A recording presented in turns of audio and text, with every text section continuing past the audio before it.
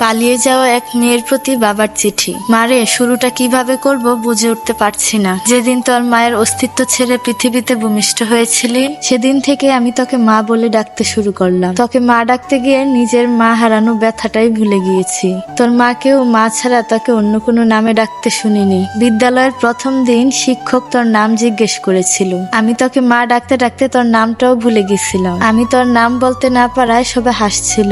তাই চিঠিতে প্রথমেই তোর নামের জায়গায় আমি মা লিখেছি। হঠাৎ করে তুই এইভাবে আমাদের ছেড়ে চলে যাবি সেটা আমি বুঝতেই পারিনি। ছেলেটা যখন ব্যাগ হাতে নিয়ে বাইরে অপেক্ষা করছিল, তখন তুই ব্যাগ হাতে নিয়ে বাইরে বেরিয়ে আসবি। আমি তখন কেঁদে কেঁদে আল্লাহর কাছে অনেক বলছিলাম, আল্লাহ, আমি ঠিক কতটা ভালোবাসতে পারলে আমার মেয়ে আমাদেরকে ছেড়ে চলে যাবে না। তুই মনে মনে ভাবছিলি তুই যদি ছেলেটার কাছে যেতে না পারিস তাহলে তুই ছোট হয়ে যাবে। আর আমি ভেবেছিলাম গোটা পিতৃ জাতির কাছে আমি কিভাবে মুখ দেখাবো। জানিস মা, তুই 3 বছরের ভালোবাসা খুঁজে পেয়েছিস, কিন্তু আমাদের জীবন থেকে 20 বছরের ভালোবাসা হারিয়ে গেছে। মারে, প্রত্যেকটা বাবাই জানে রক্ত পানি করে ঘরে ওঠা মেয়েটা একদিন অন্যের ঘরে চলে যাবে। তারপরও একটুকু কৃপণতা থাকে না বাবাদের মধ্যে। বাবাদের ভালোবাসা হলো শামুকের খোলসের মতো, বাহিরটা শক্ত হলেও ভিতরটা খুব নরম হয়ে থাকে। বাবারা সন্তানকে কতটা ভালোবাসে সেটা বুঝাতে পারে না, তবে অনেক ভালোবাসা দিতে পারে। আজ লেখাগুলো পড়ে তোর খারাপ লাগতে পারে মা, কি করব বল? তোরা তো যৌবনে পা রাখার পর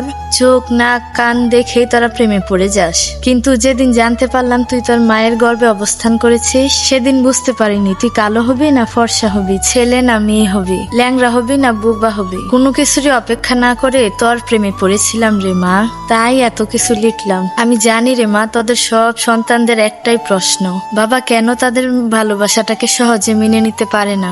এই উত্তরটা তোর ঘাড়েই তোলা থাকলো। যেদিন মা হবি সেদিনই নিজে নিজে উত্তরটা পেয়ে যাবে। তোরা যখন একটা ছেলের হাত ধরে পালিয়ে যাস, তখন ওই ছেলেটাকে ছাড়া তোরা আর কারো প্রয়োজন বোধ করিস না, কিন্তু একটা বাবা বুঝে তার জীবনে তার মেয়েকে কতটা প্রয়োজন। যেদিন তোর নানুর কাছ থেকে তোর মাকে গ্রহণ করেছিলাম, সেদিন প্রতিজ্ঞা করেছিলাম যে যদি মেয়ে হয় তাহলে নিজের মেয়েটাকে তার স্বামীর হাতে তুলে দিয়ে কন্যাদানের দায়িত্ব থেকে নিজেকে হালকা করব। তাই তোর প্রতি এতটা অভিমান। মারে, বাবার উপর রাগ করিস না। যদি অল্প দিনের ভালোবাসার জন্য ঘর ছেড়ে পালাতে পারিস, তবে আমি 20 বছরের ভালোবাসার জন্য কেন বেপরোয়া হব না? বাবারা মেয়ের জন্মের পর থেকে চিন্তা করতে থাকে নিজের মেয়েটাকে সুপাত্রে তুলে দিতে পারবে তো।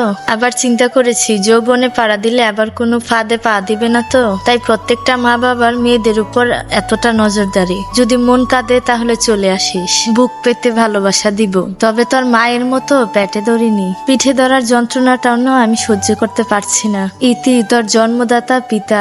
গল্পটি যদি ভালো লাগে অবশ্যই লাইক, কমেন্ট এবং শেয়ার করবেন। আর অবশ্যই ভিডিওটি শেয়ার করবেন যাতে করে কোনো মেয়ে তার বাবাকে এভাবে কষ্ট না দিয়ে চলে যেতে পারে। আর পেজটি ফলো দিয়ে রাখবেন যাতে করে এরকম ভিডিও আপনারা আরো দেখতে পারেন। সবাই ভালো থাকবেন। আল্লাহ হাফেজ।